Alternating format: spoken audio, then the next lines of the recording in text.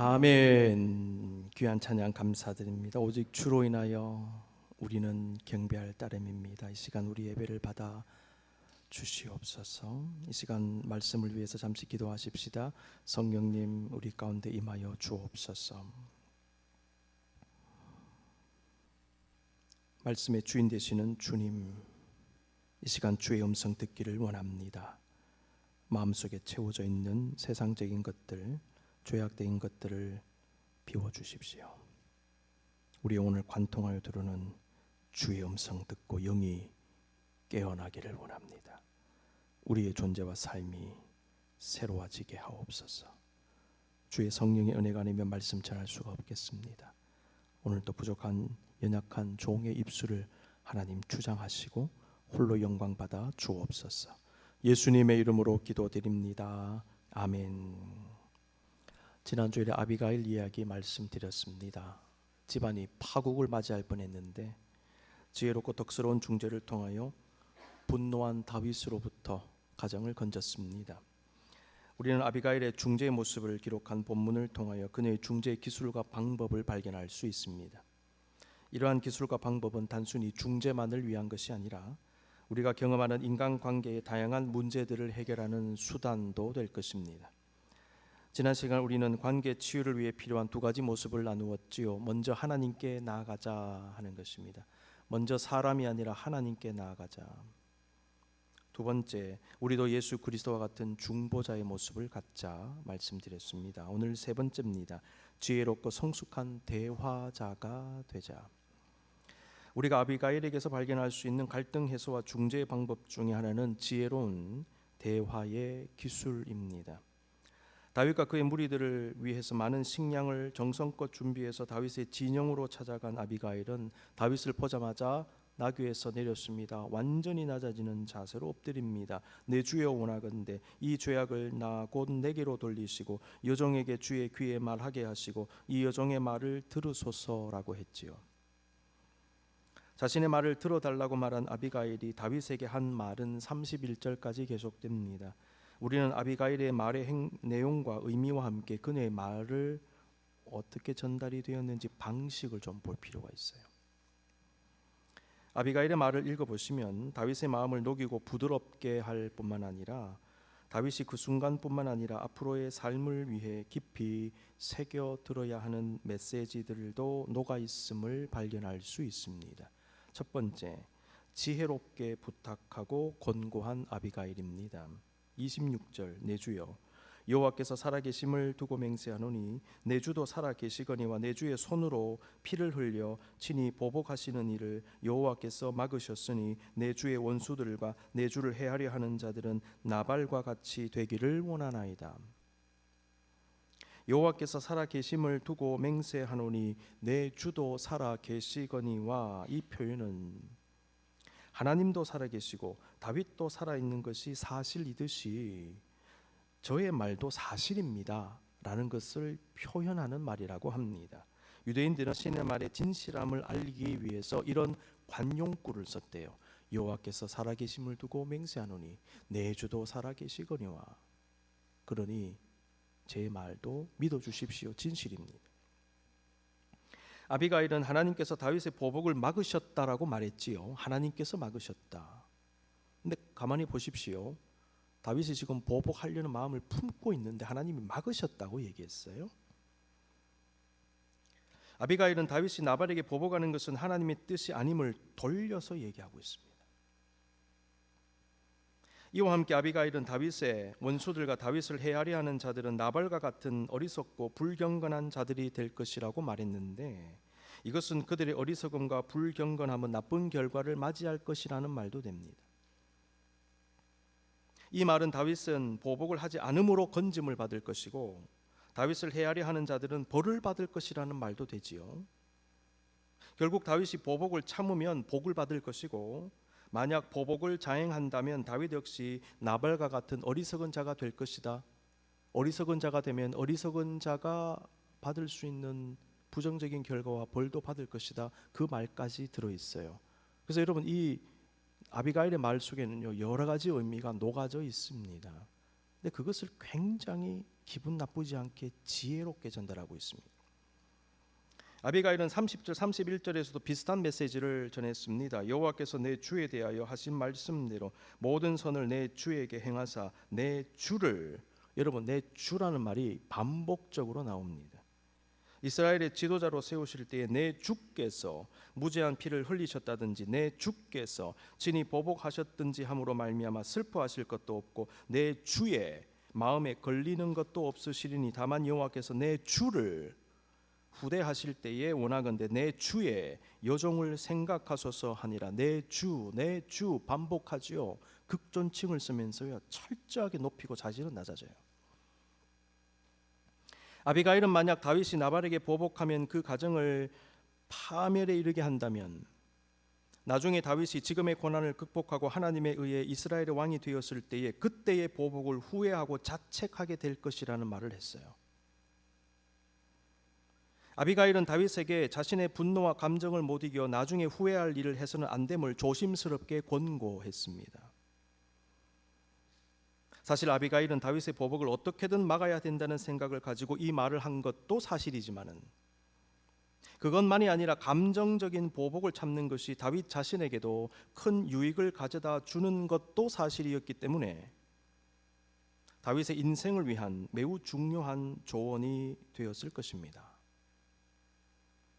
아비가일은 다윗이 보복을 참는 것이 하나님의 뜻이고 복의 길이라는 사실을 매우 지혜롭게 그리고 우회적으로 말했고 다윗의 인생에 도움이 되는 꼭 새겨들어야 되는 메시지를 기분 나쁘지 않게 지혜롭게 전했다는 사실 묵상해 보십시다.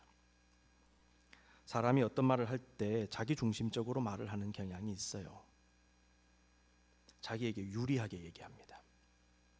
자신의 목적을 위해 할 때가 있고요. 자신의 유익을 위해 감언이설할 때도 있습니다. 감언이설, 달콤한 말, 이로운 조건을 내세워 꿰는 말을 감언이설이라고 얘기하죠.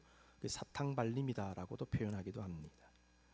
그리고 아부하는 경향도 있어요. 그런데 아비가일의 말을 들여다보시면 자신과 자신의 가정의 안위만을 위한 것이 아니라 다윗의 인생을 위해서도 매우 유익한 말을 지금 해주고 있습니다. 분노를 참지 못하고 칼 함부로 휘두르면 나중에 후회하실 거예요. 다윗이 새겨들어야 되는 말이죠. 근데 사실 모든 사람이 새겨들어야 되는 말이지 않습니까? 그 말을, 그 권고를 전하고 있어요. 우리가 다른 사람들에게 하는 말은 이기적인 도움이나 유익, 성공, 아부 등을 목적으로 하는 것이 아니라 하나님께서 원하시는 목적, 하나님의 뜻, 하나님의 기준과 방법 등에 부합하는 말이 되어야 합니다.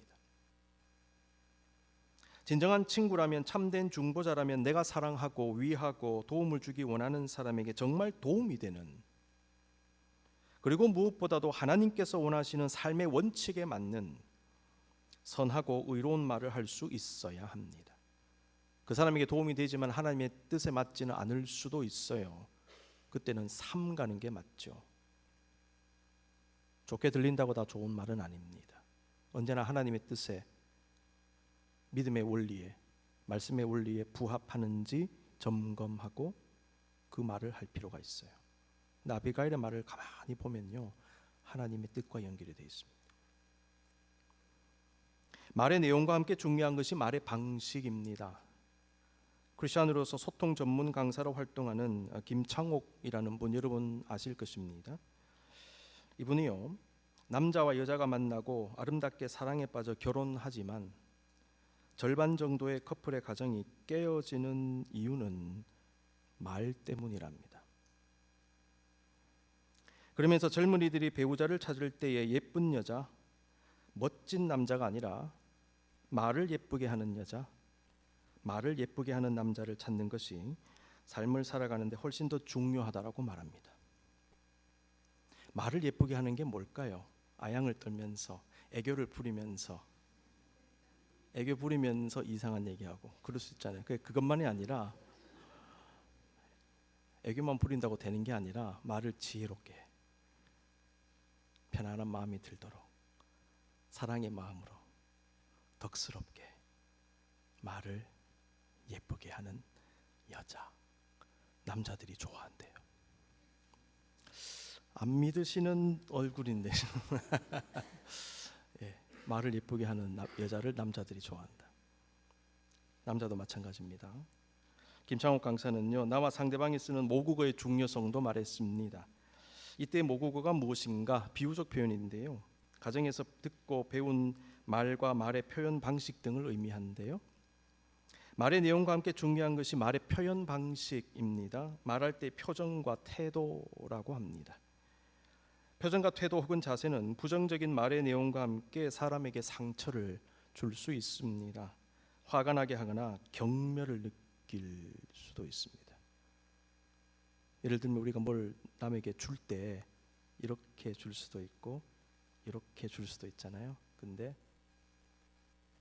이렇게 줄 수도 있어요. 직장 상사가 불렀는데 밑에 사람한테, 여러분 똑같이 주는 거잖아요. 근데 이거하고요, 이거하고는 천지 차이입니다. 그러니까 말의 내용도 중요한데 표정과 자세와 태도 다 중요하다. 우리 모두가 어릴 때 듣고 자란 모국어의 영향을 받고 있지요. 어릴 때 가정에서 부모님들이 서로에게 사용했던 말들이 있습니다. 가끔씩 기억나시죠? 자식들에게 했던 말들이 있어요. 아울러 우리가 자라면서 우리의 삶의 자리에서 들은 말들이 있습니다. 근데 이것이 우리의 한국어, 영어, 불어 이와 같은 모국어처럼 우리의 머리에 각인이 됩니다. 나도 모르게 그 말들을 사용하며 살게 됩니다. 인간은 보고 배운 대로, 다른 말로 학습된 대로 행하게 되지요. 학습된 것은 우리의 내면에 일종의 프로그램화되어서 내가 그것을 싫어함에도 불구하고 그것이 나도 모르게 나오게 됩니다. 왜요? 내 안에 들어와 버렸어요. 그게 프로그램화되어서 작동이 됩니다. 그러니까 내 의지와 상관없이 했을 때 불쑥 나오게 되는 겁니다. 그래서 여러분, 뭐가 들어가느냐가 중요합니다. 그런 내 모습 보고 실망하고 자책하기도 하지요. 아, 내가 또 이랬구나. 내가 이거 안 하기로 했는데 내가 또 이렇게 했네. 그러므로 우리 자신이 어떤 생각을 하고 어떤 말을 어떤 식으로 하는지를 잘 성찰할 필요가 있습니다. 부정적인 것들이 있으면 그것들을 끊임없이 고치고 씻어내고 흘려보내기 위해 애써야 합니다. 우리 안에 부정적인 게 없는 사람이 없습니다. 중요한 것은요, 발견될 때마다 씻어내 보내버리는 것이죠. 흘려보내는 거예요. 그래서 자신을 깊이 성찰하는 성찰의 기도가 중요합니다. 우리는 정기적으로 침묵 가운데 말씀을 깊이 묵상하고 주님께 집중하면서 듣는 기도가 필요합니다. 성찰의 기도를 실천해야 합니다. 그때 나의 문제를 보고 회개하며 다듬고 고치게 됩니다. 여러분, 고요히 앉아서 조금만 침묵 가운데 여러분을 보십시오. 발견하실 거예요. 거울 치료라는 것이 있잖아요.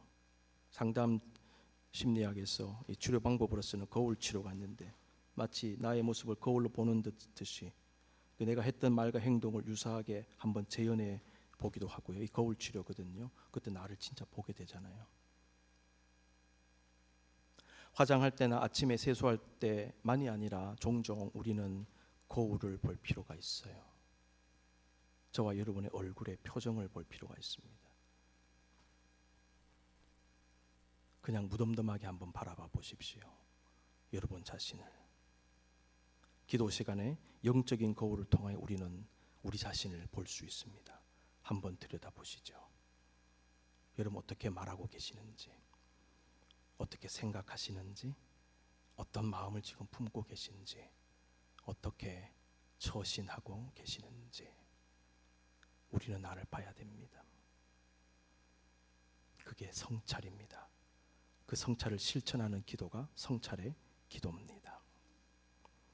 성경은 우리에게 그리스도의 형상과 그리스도의 마음을 가지라고 말씀합니다. 우리가 지금까지 살아오면서 우리의 내면이 어떻게 형성되었든지 간에 우리의 내면은 그리스도의 형상과 마음이 스며들므로 바뀌어져야 합니다. 어떤 형태로든 이미 형성된 게 있을 것입니다. 그런데 그것이 무너지고 새로운 것으로 형성되어지는 것, 이것을 영성학에서는 spiritual formation이라고 얘기합니다. 종종 말씀드리죠. 영성 형성이라고 말씀드릴 수 있겠습니다. 우리는 영적으로 늘 새롭게 더 좋은 모습으로, 더 성숙한 모습으로 만들어져 가야 합니다. 이것이 바로 영적 성숙입니다. 구정물은 내보내야 됩니다. 새로운 물이 들어와야 됩니다. 구정물 어떻게 내보낸다고요? 새로운 물을 흘려보내서 밀어내는 거예요. 영적으로 성숙하면 기본적으로 바뀌어지는 것이 몇 가지 있습니다. 여러분, 생각이 바뀔 겁니다. 영적으로 문제가 있으면요, 이상한 생각들이 자꾸 나게 돼요. 그 생각이 여러분을 지배합니다. 그리고 그 생각에서 말이 나오고 생각에서 행동이 나오죠. 그 사람이 내면 훈련이 되면요, 생각이 바뀌어져요. 생각이 건전하게 돌아갑니다. 그러니까 건전한 생각에서 건전한 말이 나오게 되는 것이고, 건전한 처신이 나오게 되는 겁니다. 그러므로 마음 관리가 중요합니다. 나중에 또 말씀드리겠습니다만은 생각이 바뀌고 말이 바뀌고 행실이 바뀌고 이럴 때 뭐가 바뀔까요? 관계가 달라져요. 이러한 새로움과 성숙은 단숨에 일어나지 않을 것입니다. 우리는 성령님의 은혜 가운데 매일 조금씩이라도 우리의 왜곡된 언어를 비롯한 잘못된 습관을 버리고 다듬고 고쳐나가기 위해 애써야 합니다. 그것이 나를 바꿉니다. 나의 관계를 바꾸고요, 나의 인생을 달라지게 할 겁니다. 네 번째입니다. 상대 감정에 공감하라. 아비가일에게서 발견할 수 있는 또 하나의 갈등 해소의 기술은 공감을 잘 하는 것입니다. 예전에도 제가 이 공감을 강조하면서 말씀드린 적이 있습니다. 제가 아비가일 가만히 묵상해 보니까 공감 능력이 굉장히 뛰어난 여인이 아니었던가 생각해 봅니다. 공감 능력이 무엇입니까? 다른 사람의 입장이나 감정을 잘 이해하고 적절하게 잘 대응하는 능력을 의미합니다. 다윗이 나발에게 도움을 요청했을 때 나발은 이렇게 반응했습니다. 10절과 11절, 나발이 다윗의 사환들에게 대답하여 이르되 다윗은 누구며 이세 아들은 누구냐? 요즘에 각기 주인에게서 억지로 떠나는 종이 많도다. 내가 어찌 내 떡과 물과 내 양털 깎는 자를 위하여 잡은 고기를 가져다가 어디서 왔는지도 알지 못하는 자들에게 주겠냐 한지라. 나발이 모른다 그랬죠? 정말 몰랐을까요? 다윗은 골리앗 장군 죽인 사람입니다. 백성은 사울이 죽인 자는 천천히요, 다윗은 만만이로다라고 칭송했습니다. 다윗은 사울의 군대 장관에 올랐습니다. 연전연승을 거듭했지요. 여러분, 다윗은요, 패배를 모르는 장수였어요. 나가면 다 이기는 겁니다. 사울의 사위까지 되었습니다. 전 국민적인 인기를 누리고 있었어요. 이러한 다윗을 모른다고요? 거짓말입니다. 나발은 그러한 다윗이 사울왕의 핍박을 받아서 도피 생활하는 중에 자신에게 도움을 요청하자 그를 철저히 무시하고 모욕하며 천대했던 것입니다. 너 누군데? 이 말입니다. 네가 누구라고? 너 누구야? 어디서 왔어? 다윗한테.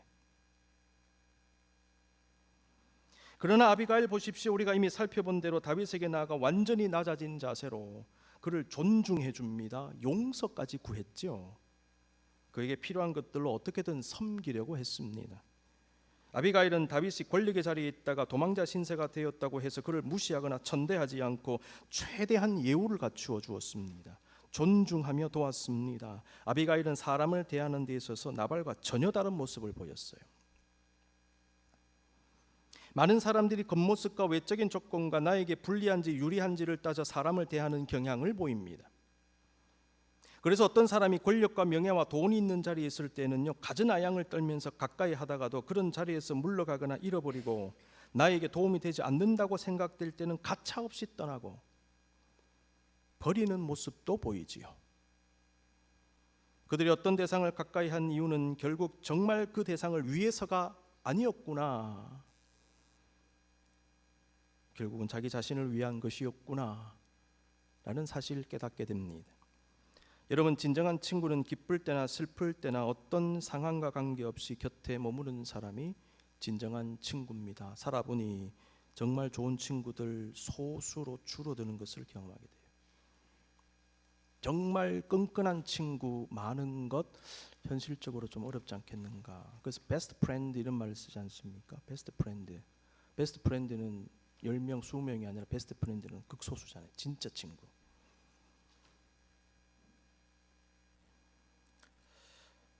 나발과 아비가일의 차이점 무엇입니까? 사람을 대하는 모습에서도 나타나지만 힘든 사람의 마음과 상황을 공감하는 모습 속에서도 나타납니다.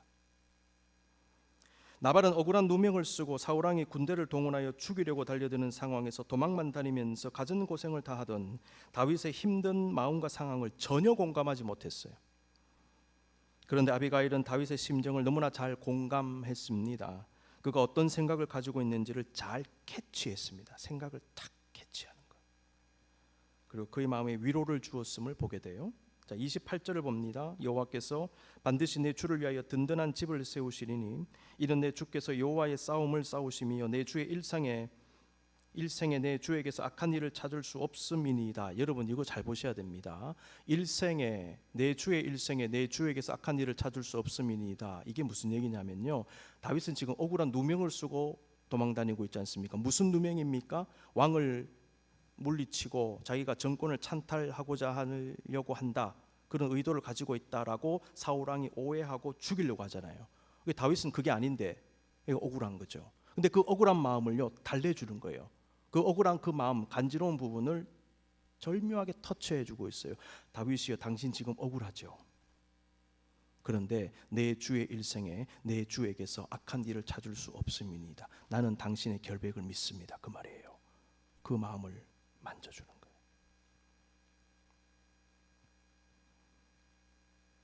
여호와께서 반드시 내 주를 위하여 든든한 집을 세우시니니, 이것은 다윗이 반드시 왕이 될 것임을 말한 것으로 보여집니다.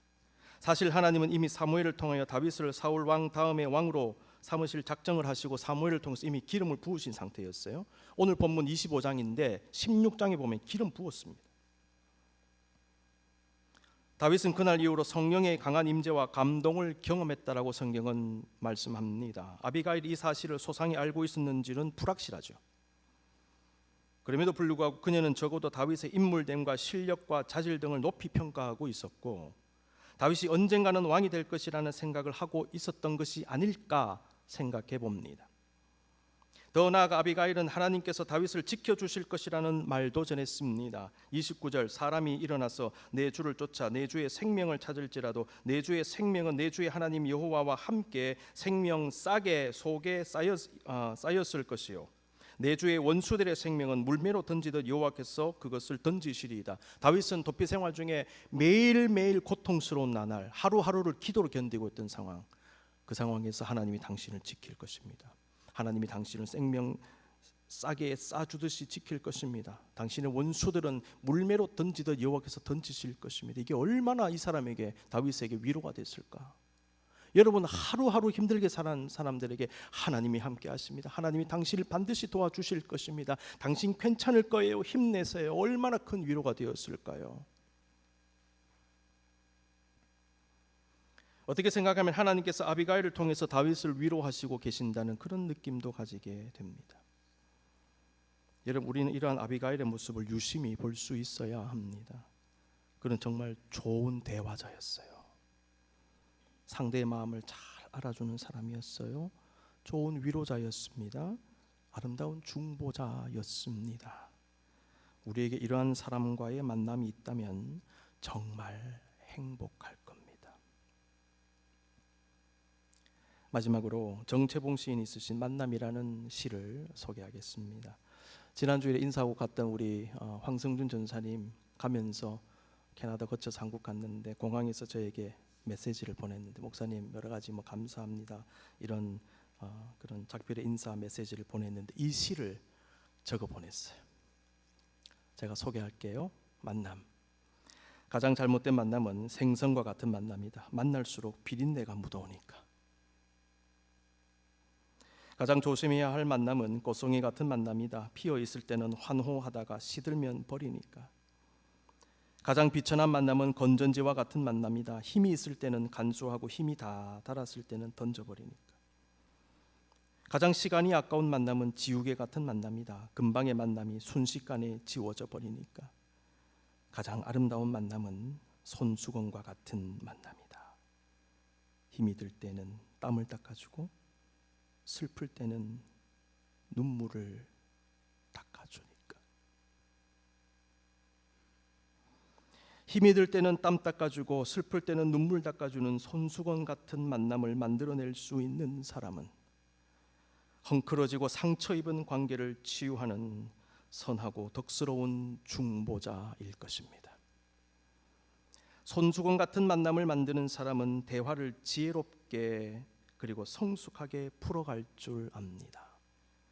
자기에만 몰두하는 사람이 아니라 남의 상황과 고통을 깊이 이해하고 공감할 줄 아는 사람, 그리고 그 공감을 바탕으로 내가 만나는 대상을 진정한 사랑으로 돕고 위로하고 세워줄 수 있는 사람입니다. 사랑하는 성도 여러분, 이 시간 눈을 감고 한번 묵상하십시다. 우리에게도 손수건과 같은 만남이 필요합니다.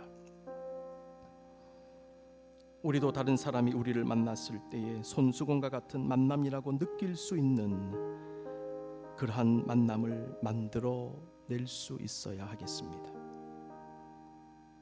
우리는 우리의 구원자여 중보자가 되시는 예수 그리스도를 만남으로 이미 그러한 만남을 경험하며 살고 있습니다. 이제는 우리가 만들어야 할 차례입니다. 주님, 그런 만남 만드는 사람, 아비가일 같은 사람, 치유받고 치유하며 살아가는 사람 되게 해 주시옵소서. 잠시 기도합니다.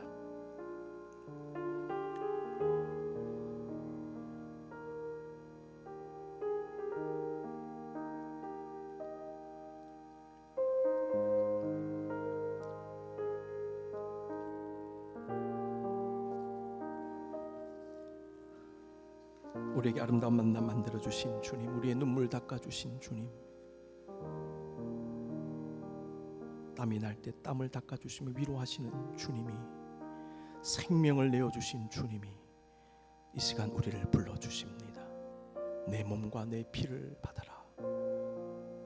내가 너희를 이와 같이 사랑한다. 내 몸과 피를 받고 나와 연합되어지자. 새롭게 새 힘으로 일어나거라. 치유받아 일어나거라. 다시 일어나거라. 우리를 불러주시는 주의 음성 들으시면서 예수 나를 오라 안에 함께 찬양함으로 성찬의 자리에 나아가시겠습니다.